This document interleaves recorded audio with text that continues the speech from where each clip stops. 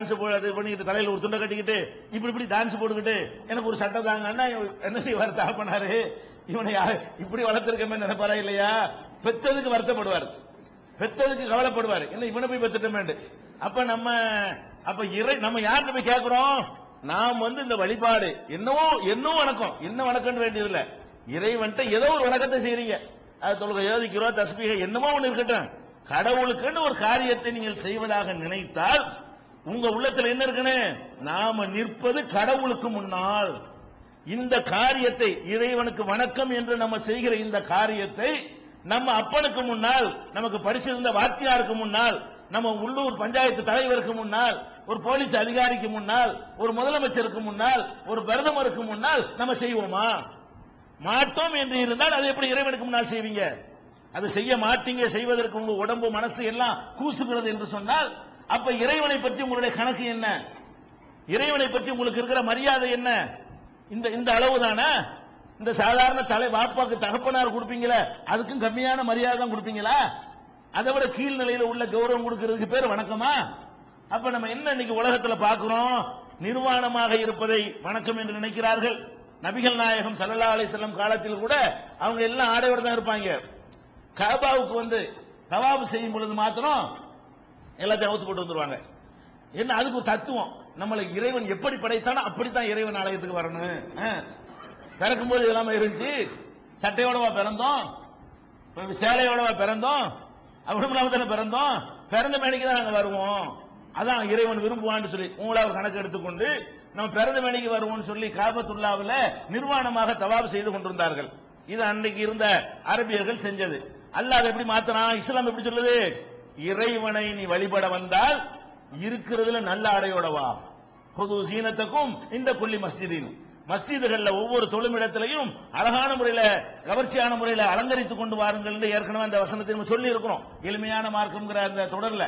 அப்ப அந்த மாதிரி வா என்று இவங்க நிர்வாணத்தை கடவுளுக்கு முன்னாடி வலியுறுத்தும் பொழுது நல்ல ஆடை அணிந்து வா என்று வலியுறுத்தக்கூடியதை இஸ்லாம் என்ன செய்கிறது? நமக்கு கற்றுத் தருகிறது.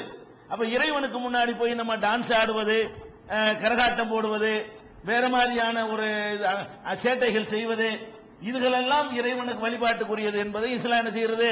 இது மாத்துறது. எப்படி மாத்துறது? இறைவனுக்கு முன்னாடி அடக்கத்தோடும் பணிவோடு வணங்குங்கள். இஸ்லாம் என்ன நமக்கு முன்னாடி வைக்கிறது வணக்கத்தில்னா, வணக்கம்னு நீ செய்வதாக இருந்தால் அதுல அடக்கம் இருக்க வேண்டும், அதுல பணிவு இருக்க வேண்டும். ஒரு மனிதனை மரியாதை நிமித்தமாக நீ சந்திக்கும் பொழுது எவ்வளவு பணிவு காட்டுகிறாயோ, எவ்வளவு அடக்கத்தை காட்டுகிறாயோ, அதை விட கோடான மடங்கு உன்னிடத்துல பணிவு இருக்க வேண்டும். அப்ப இந்த ஃபர்ஸ்ட் இஸ்லாம் என்ன உலகத்தை கத்து தருது? நீங்கள் யாரை வணங்க போகிறீர்களோ அவனுடைய மகத்துவத்தை உள்ளத்தில் ஆழமாக பதிய வைத்துக் கொள்ளுங்கள். அவனுக்கு முன்னாடி நிக்கிறோம் என்ற அச்சத்தை வச்சுக்கிட்டீங்கன்னு சொன்னா இதை செய்ய மாட்டீங்க. ஆடல் பாடல் செய்யறது, சில பேர் இறைவனை வணங்கும் போத இறைவனை மிரட்டுவாங்க. என்ன அப்படி மிரட்டுவோம்ல ஒரு ஆளை, அந்த மாதிரி இறைவன் கேட்கும் பொழுது எத்தனை தடவை நான் உனக்கு உண்டியல்ல காணிக்க போட்டு விட்டேன், உனக்கு கண்ணு இருக்கிறதா, என் கோரிக்கை நீ நிறைவேற்ற மாட்டியா அப்படின்னு யாரை மிரட்டுறது? இறைவன் போய் கேட்க போறோம். முதலமைச்சர்கிட்ட போய் கேட்க போகும் பொழுது ரோட்ல நின்று கத்துறவர்களை பார்க்கிறோம். அங்க போய் சந்திக்கு போய் என்ன செய்வாங்க? எத்தனை தடவை உங்கள்ட்ட கேட்கறது, தரையில இல்லையா, தரணும்னு நிறைய தரமாட்டேன், தரணும்னு நினைக்கிறாள் என்ன செய்வான், தர முடியாது போட என்ன செய்வேன் அப்படி வருமா இல்லையா? அப்ப நம்ம இறைவன் போய் கேட்கக்கூடிய நேரத்தில் நம்ம எப்படி கேட்கணும்? நம்முடைய பிரார்த்தனைகள்லாம் எப்படி இருக்கணும், வணக்கங்கள்லாம் எப்படி இருக்கணும் கேட்டா பணிவா இருக்கணும், அடக்கமா இருக்கணும், மென்மையா. நம்ம ஒரு அடிமை, அவன் எஜமான், நமக்கு எந்த ஒரு ரைட்ஸும் கிடையாது, நமக்கு எந்த ஒரு உரிமை கொடுத்து வச்சிருக்கல அல்லாட்ட, நம்ம அவனா பிச்சை தான் போடுறான்.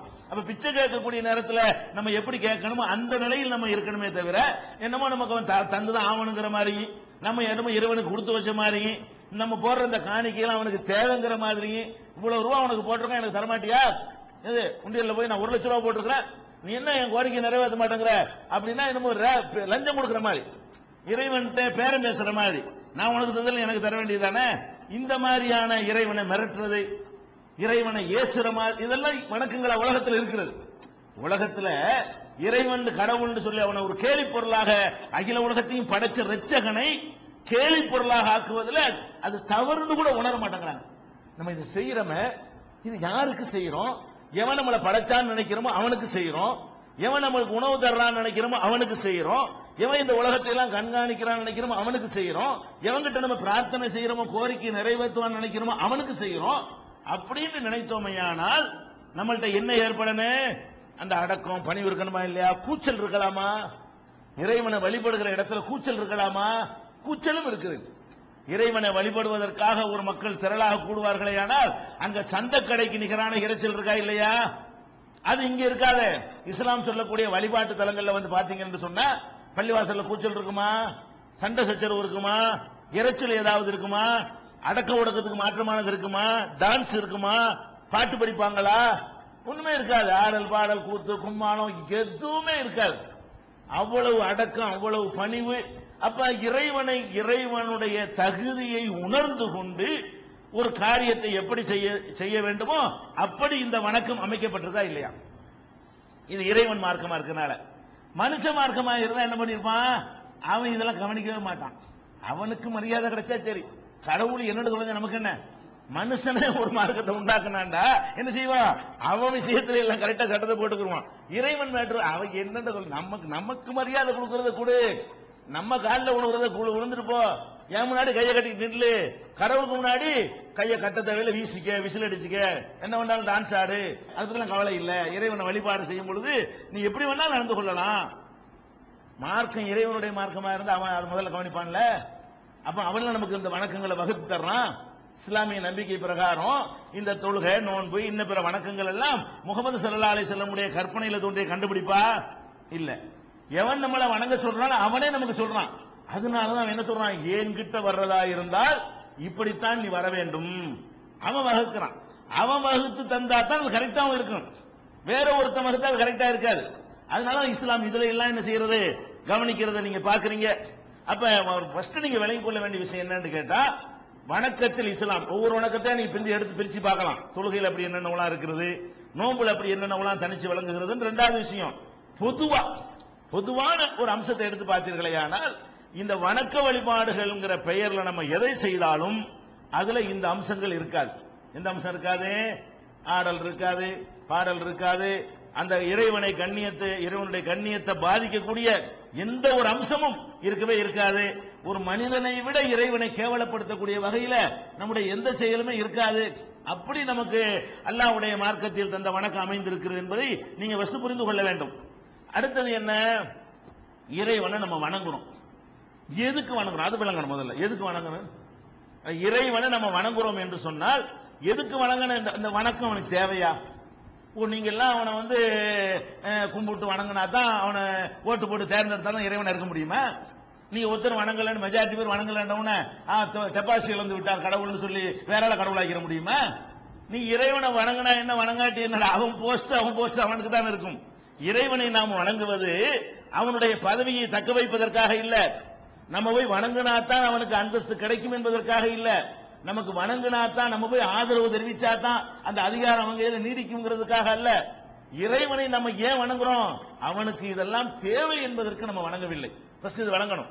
இறைவனை வணங்கக்கூடிய நோக்கத்தை எப்படி புரியணும்னு கேட்டா, இதெல்லாம் இறைவனுக்கு தேவைன்னு நினைச்சீங்கன்னு வைங்க, நீங்க போய் கும்பிடுறது, குனிகிறது, நிமிருவது, காணிக்க போடுறது, வேற வணக்கம்ங்கிற பேர்ல எதைய செய்கிறீங்கன்னு வைங்க, இதெல்லாம் கடவுளுக்கு தேவைன்னா இது இல்லாம அவரால் வாழ முடியாது ஆயிரும். நபிகள் நாயகம் ஸல்லல்லாஹு அலைஹி வஸல்லம் என்ன சொன்னாங்க? உலகத்தில் உள்ள மனிதர்கள், ஜின்கள் அத்தனை பேரும் ஏகமானதாக மாநாடு போட்டு ஒரு தீர்மானமே போட்டு அல்லாஹ்வை நாங்கள் ஒருத்தர் வணங்க மாட்டோம் அப்படின்னு நீ முடிவெடுத்தாலும் அல்லாஹ்வுடைய கண்ணியத்துல கடுகளவு குறையாது. எல்லாம் சேர்ந்துக்கிறங்க, மனுஷன் ஜின் எல்லாம் சேர்ந்துக்க, இந்து முஸ்லீம் கிறிஸ்தவன் எல்லாம் ஒன்னா சேரு, அப்படி பேரும் சேர்ந்து இன்னையில இருந்து இறைவனை வணங்குவது இல்லை. தொலைஞ்சு போய் எனக்கு என்ன அல்லாஹ் இதனால என்னென்ன வணங்காட்டி உன்னை பார்க்க வேண்டிய இடத்துல பாத்துக்கிறேன், அவ்வளவுதான் அல்லாஹ்வுடைய ரிப்ளை. வணங்கினா உனக்கு நல்லதுதான், வணங்கலன்னா உன்னை எங்க வச்சு பார்க்கணுமோ அங்க பாத்துக்கிறவன். அல்லது எல்லாரும் சேர்ந்து தீர்மானம் பண்ணி இனிமே எல்லாரும் நல்லா வணங்கித்தான் ஆகணும், ஒரு நாள் கூட வணங்காம இருக்க கூடாது அப்படின்னு முடிவெடுத்துட்டா கிரேட் ஏறி போயிருமா? அல்லாஹ்வுடைய அந்தஸ்து டபுள் பவர் அல்லாஹ்வுக்கு வந்துருமா? ஏற்கனவே இருந்த பவரை விட இன்னும் கொஞ்சம் டபுள் பவர் எனக்கு வந்துருமா? ஒன்னும் வர போறது இல்லை. நீ எல்லாரும் வணங்கினாலும் அவனுக்கு ஒண்ணும் இல்ல, ஒருத்தர் வணங்காட்டாலும் ஒண்ணும் இல்ல. வணக்கம் எதுக்குன்னு புரியணும்? இறைவனுடைய தேவைக்காக அல்ல. எதை நம்ம விளங்கணும்? இறைவனை போய் வணங்குவது என்னமோ இறைவனுக்கு நம்ம என்னமோ செய்யறோம், இறைவனுக்கு நம்ம என்னத்தையோ கொடுக்கிறோம் என்பதற்கு அல்ல. வேற எதுக்கு? இறைவன் சொன்னதுக்கு தான் வணங்குறோம், நம்முடைய நன்மைக்காக. எதை வழங்கணும்? இந்த வணக்கம் என்பது நம்முடைய நன்மைக்காக, நம்ம தந்தனுக்கு நன்றி செலுத்துவதற்காக, நமக்கு பிற்காலத்தில் உதவுறதுக்காக அப்படிங்கிற ஒரு உணர்வோட இந்த வணக்கங்கள் இருந்தால் தன்னால இந்த மரியாதை வந்துடும். நம்ம அவனுக்கு என்னமோ செய்யறோம்னு நினைச்சா தான் நம்ம மரியாதை குறைய நடத்துவோம்.